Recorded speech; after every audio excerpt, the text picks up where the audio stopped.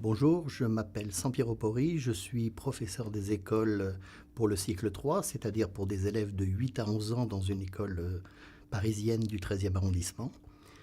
Et j'enseigne la programmation à mes élèves depuis maintenant de nombreuses années, depuis 1985, depuis l'introduction dans les écoles du plan informatique pour tous, qui n'est plus d'actualité, mais qui pour moi reste le plan de référence, le plan de visionnaire pour l'introduction de la programmation à l'école primaire.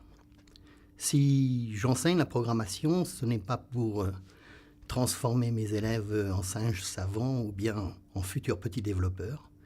C'est parce que je pense que la programmation est un outil irremplaçable pour leur apprendre à structurer leur pensée, à préciser leur vocabulaire, et que ce que la programmation exige, eh bien, je le retrouve dans les autres enseignements, comme l'expression orale, l'expression écrite, les mathématiques. Et c'est pour ça que je suis attaché à cet enseignement.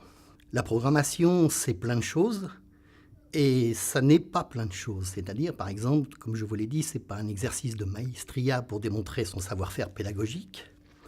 Ce n'est pas non plus une activité pour transformer tous mes élèves en futurs petits programmeurs ou développeurs. On a besoin de rêveurs, on a besoin de poètes, on a besoin de musiciens.